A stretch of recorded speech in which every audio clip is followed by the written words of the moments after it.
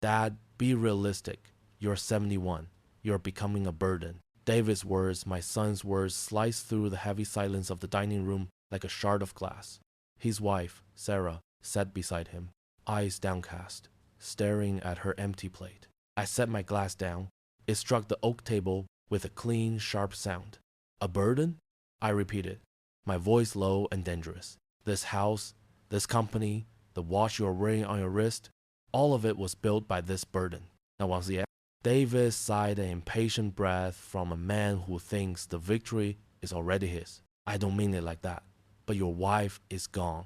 You can't live in the past forever. It's time for you to rest. He paused, then delivered the killer line. Sarah and I are moving back here. We found you a very nice service apartment in Stamford. Heat rose to my head. You're kicking me out of my own house? Silence filled the room. David didn't answer. Instead, he said coldly, the lawyer will contact you Monday. It'll be easier if you cooperate. I bet 99% of you will hear this, sigh, and scroll past without clicking, like or subscribe. Even if it only takes a second, what time is it for you and where are you listening? Silence. That was the first thing that hit me after the last door clicked shut, after the final whisper condolence faded. Silence in a house that had been built for laughter, for loud arguments over football games, for the clatter of cookware when Eleanor put together Sunday dinner. Now this big house once our little kingdom ran with a kind of emptiness that hurt the ears. I sat in the study, where oak and leather still held the faint ghost of my cigars and the softer trace of her perfume. Everything was exactly as it had been when Eleanor was alive, except for one thing. Her teal leather chair, the one where she'd sit and read while I pored over blueprints, was empty. That emptiness weighed more than granite. 45 years. 45 years we'd faced each other in this room, sharing an easy quiet. Now all that remained was quiet, a different kind entirely. A quiet with a name. Loneliness. The doorbell cut through my thoughts. David and his wife, Sarah. They'd come, as they had every day since the funeral. David pulled me into a firm hug, the embrace of a strong, successful son. How are you, Dad? He asked, full of concern. Still breathing. I said short enough that Eleanor would have nudged my ribs for it. Sarah slipped past me with takeaway containers. I brought your favorite chicken soup, Dad. You need to eat properly. She smiled, bright, flawless, too flawless. They moved around the kitchen with near military efficiency. David clapped my shoulder. Don't worry, Dad. I'll handle everything. He sounded more like a foreman giving orders than a son talking to his father. I nodded, too tired to argue. Maybe this was his way of loving. We Sullivans aren't much for pretty speeches. We do. I build an empire by doing. Maybe David would too. I tried to believe it. We sat at the dining table I built by hand from solid oak 3 decades ago. Sarah ladled out the soup. It smelled familiar, but the taste was flat. Or maybe my sense of taste had died with Eleanor. Dad? David began after a few quiet minutes. I've been thinking, this house is too big for you alone. Maintenance, cleaning, it's a full-time job. I peered at him over my glasses. This is my house, David. Of course, he said quickly, but we should be practical. You've worked hard your whole life. It's time to ease the burden. I've been looking at a few options, to optimize the assets, so you can enjoy your years without worry. Optimize the assets. Boardroom language.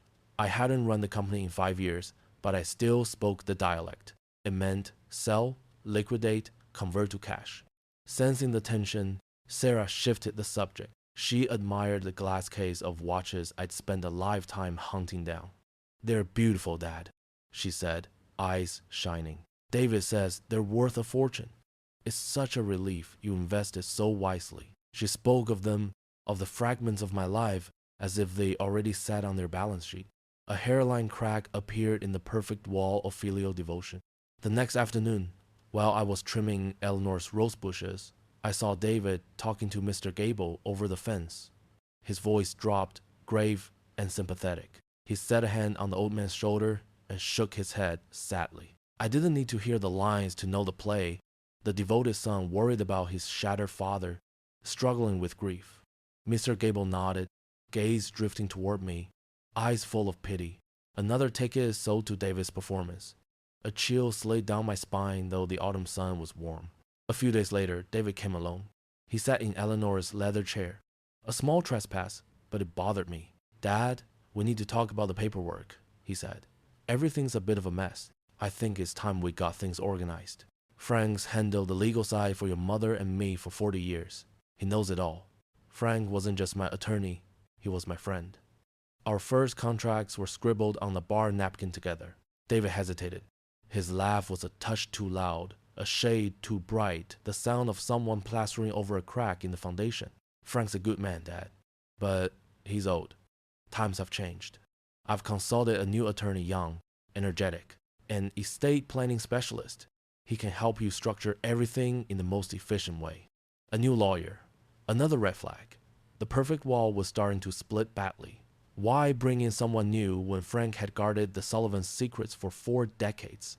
"I don't need a new lawyer," I said, my voice harder than I intended. David sighed, the sort of patient sigh that's anything but. "Dad, you're not thinking clearly. It's just a review to make sure everything's protected. I only want what's best for you." He stood and looked out at the garden Eleanor loved. "Mom would want this too," he said quietly. And that was a moment I knew I was in danger. When someone starts invoking the wishes of the dead, the argument stops being fair. They're weaponizing your love and your memories against you. I let it go. I nodded.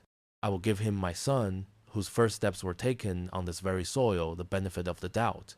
Maybe he was clumsy with grief. Maybe he truly was worried. The ache of losing Eleanor was still too large. I didn't have room for another fight. But that night, sitting alone in the study, I opened my ledger. Not the paper one, the ledger in my head, where I've kept every deal, every handshake, every promise for 50 years. And I began to record every detail, every word, every look. The first crack, the discomfort, the little show for the neighbor, and now a new lawyer. An old lion may be wounded, but he isn't blind, and he knows with certainty that a vulture is circling overhead, patient and hungry. David's performance picked up speed. Evidence of my mental decline began to appear with an alarming regularity. One morning, David called, voice thick with concern. "Dad, I just got a notice your power's been shut off. You forgot to pay this month's bill." I frowned and looked at the stack of checks on my desk. I was 100% sure I'd written that check last Tuesday. I always pay the bills on the first Tuesday of the month, 40 years of habit. "There must be some mistake," I said. "Yeah, must be," David answered, in that tone people use to soothe a child. "It's okay, Dad. I've taken care of it. From now on, I'll handle your bills, okay?" A week later, I couldn't find my car keys. I turned the house upside down. In the end, David happened to find them in the refrigerator next to the milk. "Dad, you've gone forgetful again," he said, shaking his head with a sad little smile. I couldn't remember putting them there. I knew I hadn't. But how do you argue with an obvious fact? The keys lay there, cold and damp, a mute piece of evidence against my own lucidity. It was a clever tactic, I had to admit. Gaslighting. Psychological manipulation. Planting tiny seeds of doubt in your head until you no longer trust your own reality. But David had forgotten one thing. I'd spent my life dealing with slippery contractors and deceitful partners. I could smell a lie from a mile off. And this house stank of it. The play reached its peak on a Sunday afternoon. David announced he had flown my sister Catherine in from Florida to visit Dad. Catherine has a kind heart, but is a little gullible. And I knew from the clipped phone calls lately that David had been feeding her exaggerated stories about my worrisome lapses for weeks. When I walked into the living room, Catherine wasn't the only guest. Sitting in Eleanor's favorite armchair was a stranger about David's age, in an expensive suit, with a smile that shined a little too bright. "Dad," David said, "this is Dr. Albright. He's a friend of mine, a geriatric specialist. He just wanted to chat with you for a bit." The man who called himself a doctor had shoes that cost more than my first car, and a smile that never reached his eyes. He spoke about patient safety and quality of life, but his eyes kept flicking to our Thomas Cole hanging on the wall as if he were appraising it. This was not a consultation. It was a trial. They began. Catherine, tearful, recounted the time I'd Forgotten my nephew's birthday. I hadn't forgotten. I just sent the gift a day late. David brought up the power bill and the keys in the fridge instant. Dr. Albright nodded and made notes in a leather notebook. They discussed me as if I were a piece of furniture needing repair, as if I were not in the room at all. Humiliation simmered in my chest. I'd built this company with my own two hands. I'd negotiated million-dollar deals, and now I had to sit and be judged by a quack and my own kin. I drew a deep breath and kept my voice steady. Dr. Albright, I said, I appreciate your concern. Could you tell me where you went to medical school and in which state you were licensed to practice? The room went deathly still. The doctor blinked. His practiced smile faltered. Catherine suddenly stared at her teacup as if it were the most fascinating thing on earth. David let out an awkward laugh. See? He's suspicious again. Albright is one of the best in the country. I only asked a simple question. I said, my stare fixed on the man. Albright cleared his throat. I'm here as a family friend, Arthur. Just some informal advice. I understand, I said, leaning back. The play was exposed. The meeting broke up shortly after. David walked me to my room, arm around my shoulders like a caretaker. I know this is hard, Dad, he said, sympathetic. But everyone agrees. For your safety, I'll temporarily manage your financial and legal affairs. Dr. Albright believes that's a prudent course right now. I've had my new lawyer draw up a power of attorney. It's just paperwork. That was when I made my decision. I could blow up. I could expose them all right then and there. I could throw them out of my house. But what then? They say, see, he's lost it. He's becoming aggressive. They will use whatever anger I showed as evidence against me. No, I will not play by their rules. I will play my own game. I let a little confusion and weariness show on my face. Okay, all right, son, I said softly. If you think that's best, be solved in a... Relief flickered across David's face before he could hide it. He thought he won. He thought the old lion was completely subdued. Thank you, Dad, he said. You did the right thing. Now go rest. He shut my door. I stood there in the quiet and listened to their footsteps recede. My anger did not explode. It crystallized cold and hard as steel. I accepted that I couldn't fight openly. I would have to become a better actor than David. I would play the role of the befuddled old man they wanted me to be. And while they busied themselves celebrating victory, I would quietly prepare for war. The ledger in my head had been opened to a new page.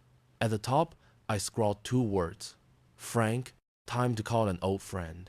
Living under David's supervision was like being locked inside a gilded cage. Every day, Sarah arrived with food, tidied up a bit, and fussed over me with a sweetness so cloying it curdled my stomach. My phone rang constantly with David's checking calls. I knew I was being watched, every move scrutinized. They were waiting for me to slip, to add one more piece of evidence to their case file on my decline. So I gave them exactly what they wanted. I began to forget the mailman's name, to ask the TV schedule over and over, to accidentally leave the garden hose running. I played the part of the harmless old man, drifting gently into the fog of age. And slowly, their guard dropped. They started to see me as furniture and inheritance to be managed, not a threat. That was when I made my move. On a Wednesday morning, I told Sarah I wanted to take a walk in the park. What a great idea, Dad, she said, delighted I was getting out. Let me come with you. No need, I waved her off. Just a short walk. I need some fresh air. But instead of the park, I went straight to the Greenwich Public Library. The smell of old books and polished floors wrapped around me, the scent of order and knowledge. I sat at the public computer in a quiet corner, feeling absurdly like a Cold War spy. My hands trembled as I typed out a temporary email. I sent a short note, disguised in construction code. Only Frank and I would understand. Need to recheck the foundation of Blue Ridge project. Meet at the job site office by the lake, Friday 10 a.m. They are saying the Vendes, saying the Phi for Pine. The job site office was our code for a shabby fishing shack on Lake Mamanasco, a place no one would think to look. Friday, when I arrived, Frank was already there, sitting at a rickety table facing the still water. His silver hair had thinned, but his eyes behind the thick glasses were sharp as ever. He rose and embraced me with the solid grip of 40 years of friendship. Arthur, he said, voice heavy with concern, I've been worried sick about you. Saturday. He's been to see you, hasn't he? I asked. Frank nodded. 2 weeks ago. Said you wanted him to take over some matters. Demanded I hand over the files. He was arrogant. I told him I work only for you. Unless I hear it from your own lips, I hand nothing over. He didn't like that. He sipped his coffee. I knew something was wrong. Eleanor would never have allowed this. Hearing her name was like a blade and a bomb at once. She didn't, Frank. She never would have. Lou. That evening, I slipped out again, telling Sarah I was meeting old veteran friends. Frank picked me up at the corner, and we drove to his office in Stamford. It was closed for the night, lit only by the desk lamp that cast long shadows across walls lined with law books. I felt safe. Okay, Arthur, Frank said, placing a thick stack of files on the mahogany desk. Let's open the ledger. We pored over everything. The original will was clear. I was the sole beneficiary. But then Frank pulled out another set of documents, ones I'd nearly forgotten. Remember this, Arthur, 10 years back when David started dabbling in those Silicon Valley gambles? He slid it toward me. The Sullivan Family Trust, an irrevocable trust. Memory surged. Eleanor's idea. She had always feared David's recklessness. You build it, Arthur, she told me. I'll make sure no one can tear it down. Together, we had quietly transferred most of the assets, the house, the stock portfolio, the commercial lots into this trust. By its terms, I was lifetime beneficiary with full rights of use. But any major transaction selling or mortgaging the core assets required approval from a 3-member board. Me, Frank, and our old friend George. My God, I whispered. The pain and manipulation had made me forget the strongest armor Eleanor had forged for me. He can't touch any of it, can he? Not only that, Frank said, turning to the final page. Attached was a sealed envelope marked to be opened only by unanimous consent of the board in the event Arthur Sullivan is deemed incapacitated. David tried to invoke this clause, Frank said quietly. He sent me a letter from some so-called doctor. But I'm your attorney, Arthur. I demanded an independent evaluation. My heart pounded. What's inside, Frank? He took a deep breath. Under the bylaws, we're entitled to open it now. He carefully broke the seal. Inside was a handwritten letter from Eleanor. Her graceful script danced across the page. Frank began to read, and as he did, I felt her presence in the room, her voice clear, fierce, and full of love. She wrote of her boundless love for David, but also of her deep fears about his reckless nature and tendency towards selfishness. She wrote, I put this mechanism in place not because I doubt Arthur, but to protect him from his own goodness. He is a father, and a father will sometimes surrender his kingdom for a wayward son. I cannot let that happen to the legacy we built together. The letter ended with a line that stole my breath. If you are reading this, it means my greatest fear has come true. Please protect Arthur the way he always protected me. When Frank finished, silence hung in the room. Tears ran down my cheeks, the first since the funeral. Not tears of grief, but of gratitude, of love that stretched beyond the grave. Even in death, my Eleanor was fighting beside me. This battle was no longer about revenge on David. It was about honoring Eleanor's legacy, carrying out her last will.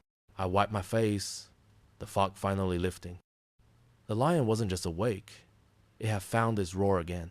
All right, Frank, I said, my voice now steady and sharp as steel. Tell me what that boy has been up to these last 2 weeks. Frank spread the paperwork across the desk. The calm lines of his face were etched now with contempt.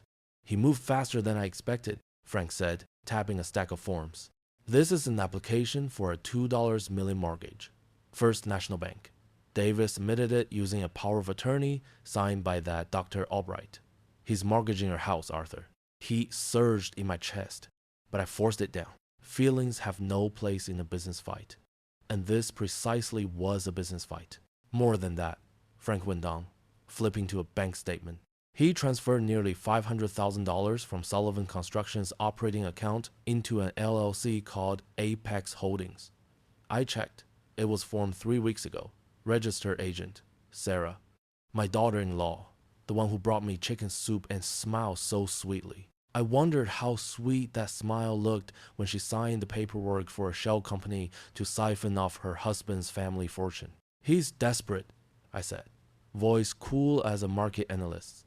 His luxury condo project on Long Island is in trouble. I've heard rumbling subs threatening to walk, material spiking.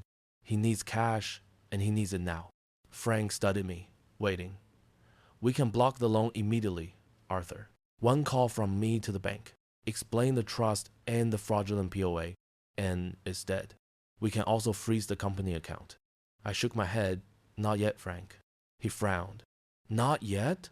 Arthur, he's stealing your money. No, I said, letting a thin, cold smile show. He's hanging himself. Frank, you ever hunt? You never spook the animal too early. You let it come far enough into the snare that it believes it's about to win. A beast is sloppiest when it thinks the kill is certain. Over, Alming. I looked out the office window at Stanford's busy streets. Let the loan get preliminarily approved. Let him believe the money's as good as his. I want him to taste victory. It'll make the fall that much harder. I recognized the frightening chill in myself, but I knew it was necessary. To win this endgame, I had to set the father-son bond aside. Instead, I decided to strike where David cared more than about money, his pride. In his bid to crown himself a new pillar of Greenwich society, David was running for president of the venerable Oak Lane Golf Club. It wasn't just a club, it was a signal flare. Becoming president there meant you had arrived. That kingdom was built on reputation, and I knew exactly how to plant a charge under its foundation. That night, from a library computer, I drafted an email. Sender, a temporary, untraceable address. Recipients, the entire Oak Lane executive board men I'd golfed with for 30 years. The note was brief and polite. It accused no one of anything. Dear board, as a long-standing member concerned with the club's integrity, I'd like to raise a few minor questions regarding the upcoming election. Financial transparency is an important quality in any leader. The board may wish to review the recent financial condition of Sullivan Construction and the personal investment projects of candidate David Sullivan. A few recent articles in the Wall Street Journal about the collapse of the Tech Vista Fund, one of Mr. Sullivan's partners, may provide useful context. Just a suggestion in the club's best interest. Sincerely, a friend. I didn't accuse him. I simply planted a seed of doubt in the richest soil I knew. Upper crust curiosity and caution. I knew these men. They hated risk more than anything, especially reputational risk. The first domino had been nudged. Now we wait. I didn't wait long. 2 days later, Frank called, amusement in his voice. Worked better than I thought, Arthur. The vote for club president has been postponed indefinitely pending further information. Rumors are everywhere. That evening, my phone rang. David, the concern was gone. Irritation bled through. Unmasked. Dad, he snapped. Did you talk to anyone at the golf club? I let a pause hang, as if groping for memory. Which club, son? I asked, cheerfully foggy. I can't even remember where I'm a member these days. My memory's been awful. Silence on the line. I could almost hear the gears grinding as he tried to decide whether I was being earnest or mocking him. That uncertainty, that doubt, did more damage than any confession could. It's nothing, Dad, he said at last, voice smoother but still taut. Just some nonsense. Get some rest. He hung up. I set the phone down and stared at it. The first domino had fallen, and the sound was sweet. David was rattled now. He would get careless, and I would be there patient, waiting for the next move. David was unraveling. I could hear it in every call, the way his tone swung from commanding to pleading to snapping. The mortgage application had been rejected outright, the bank citing an invalid authorization. His campaign for president of Oak Lane Golf Club was frozen, while whispers of financial trouble in the Sullivan family spread like oil slicks through Greenwich cocktail parties. His ship wasn't just sinking, it was splintering apart. I knew it was time to end the game, but not in private. A verdict is sharpest when it has an audience. At my request, Frank sent a formal notice. Emergency meeting of the Board of Trustees of the Sullivan Family Trust regarding asset restructuring. A perfect lure. Restructuring to David, that word meant one thing, payout. He'd come, greed leading the way, thinking his inheritance was finally at hand. On the appointed day, I was ready. No more shabby sweaters or shuffling gait. I wore my Savile Row suit, the Patek Philippe Eleanor had given me on our 25th anniversary gleaming on my wrist. The house was immaculate, every object placed with precision. At the head of the mahogany conference table in my study sat my chair. To my right, Frank. To my left, George, our third trustee, and my old friend, a seasoned investor. Each of us had a thick folder in front of us, neatly bound. David arrived 5 minutes late, his old trick of arriving important. He stepped in with his trademark grin, only for it to falter when he saw Frank and George. Frank? George? What is this? His eyes darted to me. I thought this was a family meeting. It is a family meeting, David, I said, my tone calm but absolute. The Sullivan family. These men have protected this family alongside your mother and me for decades. Sit down. He hesitated, then lowered himself into the chair opposite us. For once, he looked like a schoolboy hauled before the disciplinary board. I opened the meeting with formality, my voice stripped of all emotion. This session of the Board of Trustees of the Sullivan Family Trust is now in order. Today's agenda: review of recent activities involving trust assets. I nodded to Frank. Frank's lawyerly voice was flat and precise. He laid out David's attempted mortgage of the house using a fraudulent POA. He presented the bank statements showing the $500,000 siphoned into Apex Holdings. He read aloud the emails David had fired off to bankers, begging for quick disbursement. Each document landed like a hammer strike, nailing shut David's coffin. David's face cycled shock, pale fear, then crimson rage. This is a misunderstanding, he shouted, slamming the table. I did it for the company, to save it. You don't understand the pressure I'm under. He paced like a cornered beast. I've spent my life carrying your legacy forward while you sit here clinging to the past. I'm the one trying to push the company ahead. I let him rant, let his arrogance and delusion spill into the air, witnessed by Frank and George. When he finally fell silent, panting, I said nothing. Instead, I reached into the folder before me and slid a photograph across the polished wood. It was grainy, printed from a phone, David grinning wide, clutching stacks of casino chips, standing at a blackjack table in Las Vegas, 2 young women I didn't recognize at his side, the date stamped in the corner, the first anniversary of Eleanor's death. The silence that followed was suffocating. He stared at the photo as though it were venomous. His grand talk of sacrifice, of saving the company, turned to ash in an instant. Has the board seen enough? I asked evenly. George gave a sober nod. Frank's gaze was icy. Good, I said. The board will vote. Motion: to remove David Sullivan from all executive positions at Sullivan Construction and to revoke all rights and claims under the family trust on grounds of damage to the trust's assets and reputation. Approved, George said. Approved, Frank echoed. Approved, I concluded. The final gavel struck. David collapsed into his chair, bloodless. I looked at him not as a father to a son, but as a judge to the accused. You have 2 choices, David. 1. Frank delivers this file to the district attorney. You face charges of fraud, embezzlement, forgery, prison. I paused, let it sink in. 2. You sign here, renounce every claim. You and your family have 1 week to leave this town. I will give you enough to start over from nothing. After that, your name and the Sullivan legacy will never meet again. To the world, you will be gone. His eyes lifted, pleading, Dad, you can't do this. I rose, towering over him. Your mother and I built this family on honor. You chose to build something else. I stopped, then delivered the last words with surgical precision. Now live in it. I had managed a few days of peace, the heavy kind, like the stillness after a storm has taken part of your house with it. I thought the words chapter had closed. I was wrong. On Tuesday afternoon, the doorbell rang again. When I opened it, David stood there, but he wasn't the center of attention. Standing slightly in front of him, calm and self-assured, was his father-in-law, Harold Sterling. Harold is a legend in the Connecticut bar, a retired old shark who never lost his teeth. He wore a charcoal wool suit that cost more than my car. I invited them in, a formality emptied of meaning. David trailed behind his father-in-law, silent and head bowed like a schoolboy caught cheating. The mastermind had become someone else's pawn. Author, Thank you for seeing us, Harold said, extending his hand. His grip was soft, almost slick, and lingered a bit too long. His smile never reached his eyes, icy blue eyes that swept my living room, appraising everything.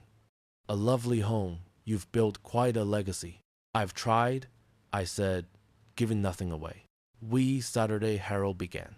I'll be direct. My son-in-law, David, made a serious mistake, a lapse in judgment under business pressure. He spoke of David's fraud the way you speak of a bad tee shot.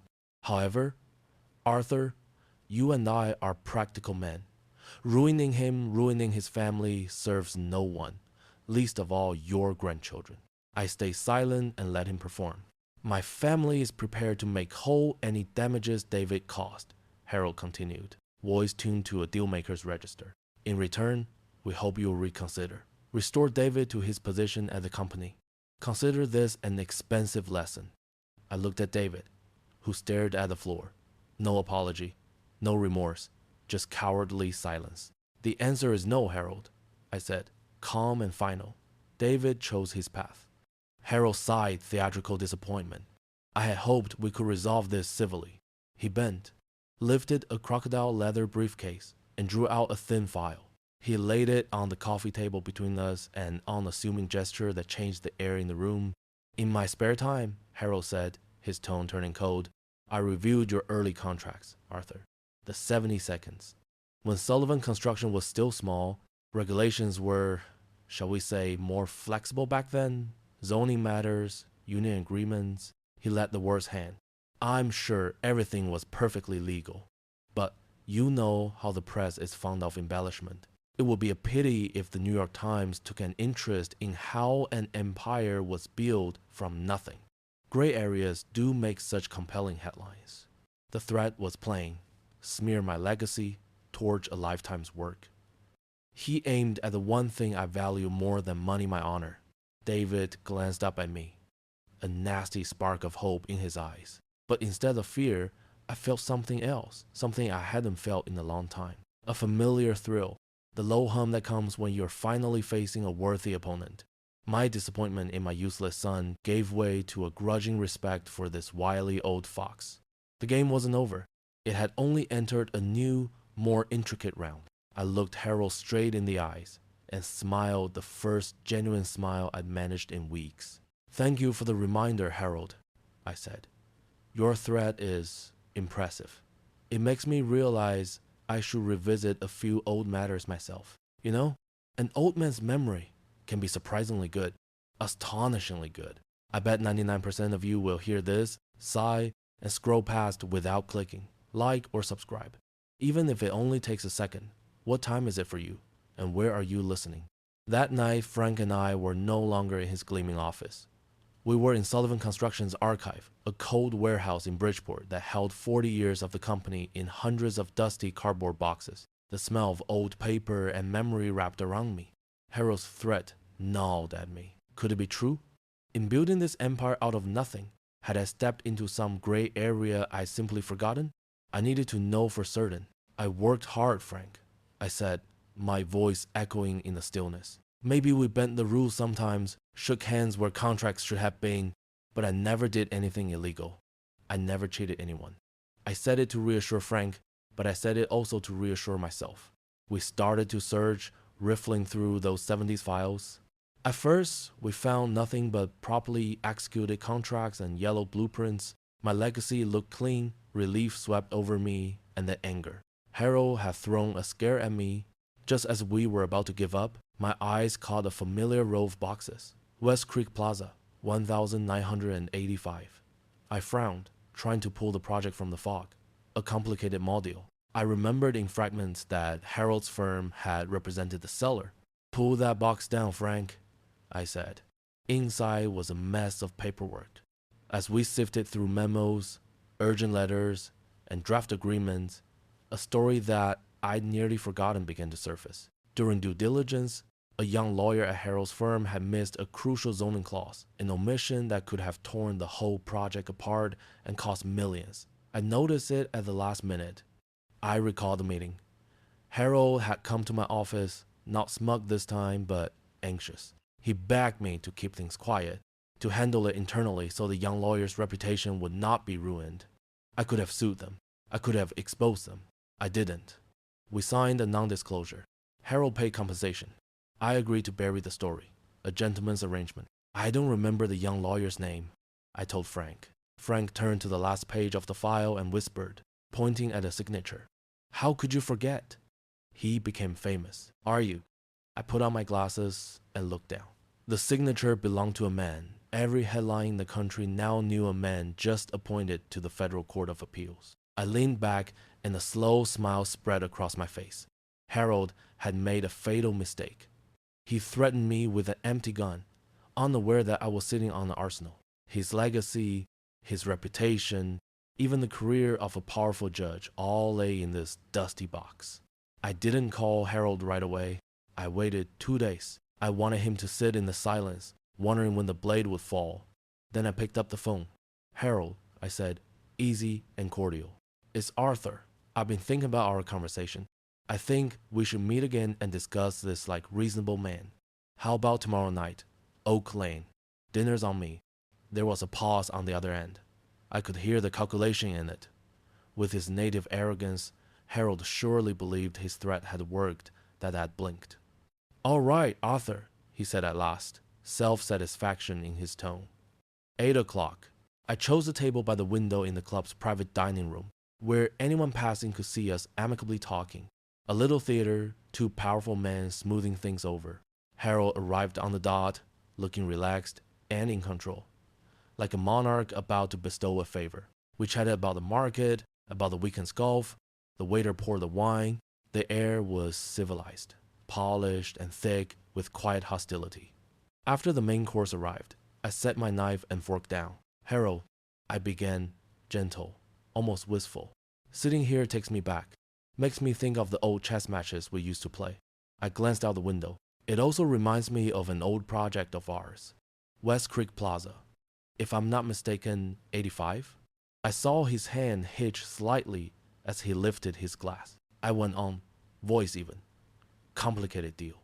You had a very talented young lawyer at your firm then, bright, ambitious, but he made a small mistake, a zoning error that could have cost all of us millions. I told the story slowly, in detail, as if I were reminiscing about some pleasant memory. How I spotted the mistake at the last moment, the emergency meeting in my office, the young lawyer's panic face, and Harold's own worry as he begged me to keep it quiet. I agreed, I said, meeting Harold's eyes, no trace of smugness left in them. A gentleman's arrangement to protect your firm's reputation, and, more importantly, to avoid destroying the career of a promising young man. Harold had gone pale. He said nothing. The elegant room around us seemed to blur, leaving only the taut wire between the two of us. That young man did rather well afterward, didn't he? I added, letting the hint hang. Became someone highly respected, someone with the power to hand down important rulings. I leaned back and let the silence do its work. Harold understood. He understood I didn't just know the story. I had proved a non-disclosure agreement with his signature and the signature of a future federal appellate judge. Legacy is a fragile thing, isn't it, Harold? I said softly, almost a whisper. Takes a lifetime to build, and a single ill-timed breeze, an old story told at the wrong moment, can blow it to pieces. I found like, for a flicker of a second, I almost pitied him. We were both fathers trying to protect what we called a legacy. Our methods couldn't have been more different. I named no terms. I asked for no money and no apology. I simply looked at him, a powerful man suddenly, entirely powerless. I trust you'll know what to do to protect the legacies that matter most to you. Harold sat very still for a long time. At last, he set his napkin on the table, a small gesture of surrender. He rose, his body unsteady. I understand, Arthur, he said, voice rough. David, the boy won't trouble you again.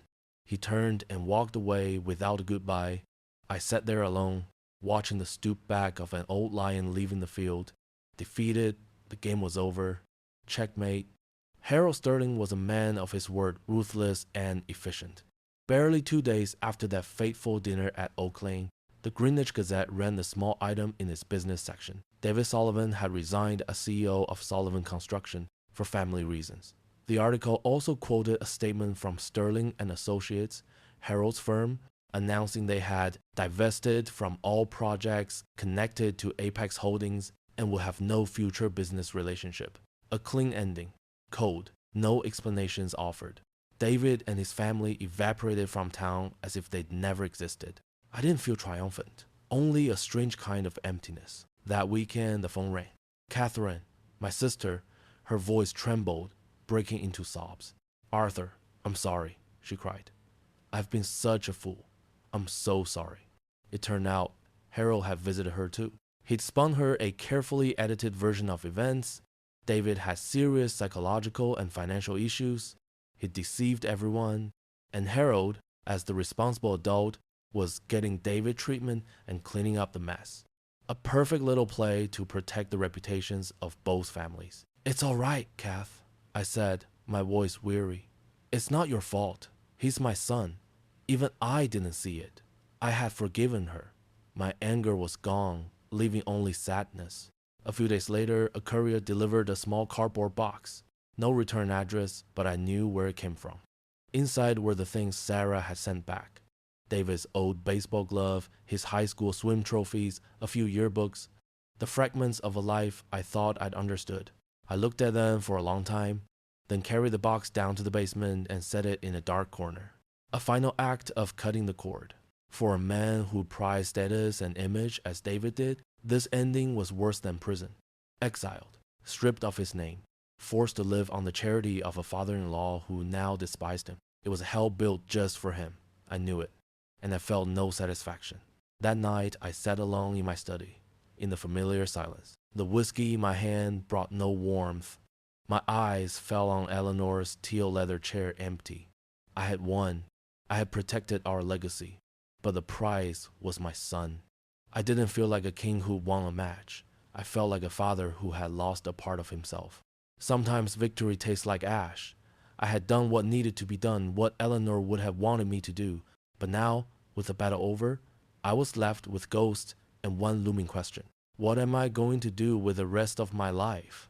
I bet 99% of you will hear this, sigh, and scroll past without clicking like or subscribe. Even if it only takes a second, what time is it for you? And where are you listening? 6 months slipped by. New England's hard winter yielded to the first green shoots of spring. The world's turning mirrored a change in me. I sold the house in Greenwich. It was too big, too heavy, with the ghosts of a family no longer whole. I moved instead to a penthouse in Stamford, with a glass balcony that takes in the whole city. What I love most is the view of cranes in the distance and steel skeletons rising into the sky. The far-off thud of pile drivers doesn't bother me. If anything, it hardens me the sound of creation, of building what's next. A reminder that even after collapse, you can construct again. I didn't return to run Sullivan Construction. I handed it to a young management team. I trust people who understand the value of building straight. I give my time to another project, a new legacy. So, Mr. Martinez, why do you want to be a structural engineer? I asked the young man across from me. Bright eyes, a firm handshake. We were in the small office of the Eleanor Sullivan Engineering Scholarship. I funded it with a portion of my estate to help talented, strapped students, kids who want to build, not destroy. I've loved putting things together since I was little, Mr. Sullivan, he said, voice alive with conviction. I want to build bridges and buildings that last for centuries. Things that are solid, things you can trust. Things that are solid, things you can trust. I like that. I didn't just hand him a check. I spent the afternoon talking with him stories about my first jobs, the mistakes, the lessons. I realized passing on experience is worth more than passing on money. That's the true legacy. Not the concrete and rebar, but the moral foundation I can help lay for the next generation of engineers. On the weekend, Catherine visited. We're closer now than we've ever been. We paged through old photo albums, laughing at ridiculous haircuts and long ago summers. When we came to a picture of David as a boy beaming over his first caught fish, Catherine glanced at me, worried. I set my hand on hers. It's all right, Kath. It's over. The Navy freezes. I learned how to forgive, not David. Some things aren't forgivable but myself, for not seeing the cracks sooner. I learned how to live alone without being lonely. to find joy in conversations with the young, in the beauty of a clean drawing set, in the quiet of late afternoon. That night, I stood on the balcony with a glass of whiskey, watching the city lights spark on like artificial stars. Somewhere out there, in some unfamiliar town, David is living the life he chose for himself. I thought of him not with anger, but with a far-off sorrow, the sorrow of a father who did all he could. I whispered to the night wind, "The legacy your mother and I built was honor. You chose to build something else. Now live in it." Then I went inside and slid the glass door shut, closing myself off from the past. The apartment's silence was no longer the silence of loss. It was the silence of peace, of choosing. I was no longer an old lion guarding his range. I was a builder, and ahead of me was a whole new life waiting to be raised. The final page of the ledger had been turned, but the book of my life was only just beginning a new chapter.